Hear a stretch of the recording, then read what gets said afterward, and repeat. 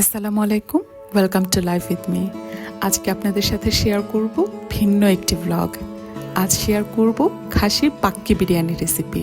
তাই খাসির মাংসটিকে ভালোভাবে ক্লিন করে এতে অ্যাড করেছি আদা বাটা, রসুন বাটা আর ফ্যাটানো টক দই। টক দইয়ের জন্য ম্যারিনেশনটা অনেক সুন্দর হয়। এরপর এতে অ্যাড করব স্বাদমতো লবণ আর দিয়ে দিচ্ছি সামান্য পরিমাণ ভিনেগার। এই ভিনেগারের জন্য দেখা যায় খাসির মাংসগুলো খুব ইজিলি কুক হয়ে যায় আর ম্যারিনেশনটা অনেক সুন্দর হয়। সবার শেষে অ্যাড করছি লাল মরিচের গুঁড়ো। আমরা এখানে এক্সট্রা কোনো ফুড কালার অ্যাড করব না, তাই মরিচের গুঁড়োটাতেই মাংসের কালারটা অনেক সুন্দর আসবে।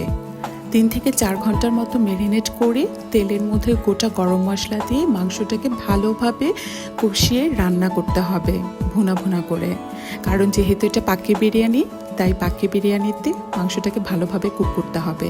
বিরিয়ানির আরেকটি মোস্ট ইম্পর্টেন্ট পার্ট হচ্ছে বেরেস্তা। বেরেস্তাটা যেন পুড়ে না যায়, এভাবে লাল লাল করে ভেজে দিতে হবে। গরম পানিতে গোটা গরম মশলা আর সাথে শাহি জিরা দিয়ে ভাতটাকে 50%-এর মতো ফুটিয়ে নিতে হবে। এরপর মাড় ছড়িয়ে ভালোভাবে ঝরঝরা করে নিচে একটা লেয়ার দিয়ে তার মধ্যে এই রান্না করা খাসির মাংসগুলোকে সুন্দরভাবে বিছিয়ে দিতে হবে।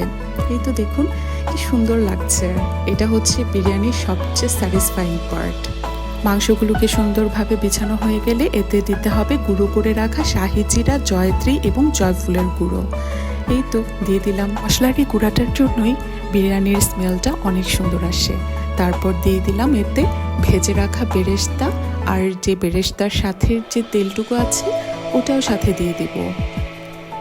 বেরেস্তাগুলো লাল লাল হলে বিরিয়ানিটা অনেক সুন্দর হয়, বাট পুড়ে গেলেই স্মেলটা একদম ভালো থাকে না।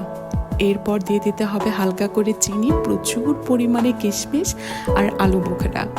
এটা যার যার ইচ্ছে মতো। এরপর অ্যাড করব প্রচুর পরিমাণ কাঁচামরিচ। কাঁচামরিচের জন্য বিরিয়ানির স্মেলটা এত সুন্দর আসে। আমার মনে হয় কাঁচামরিচ ছাড়া biryani totally impossible. It's a game changer.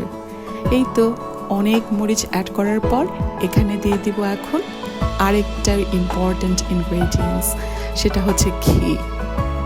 ঘিটা দিলে বিরিয়ানির স্মেলটা এত সুন্দর হয়ে যায়, ঢাকনা খোলার সাথে সাথেই সেই স্মেলটা মনে হয় নাকে এসে হিট করে।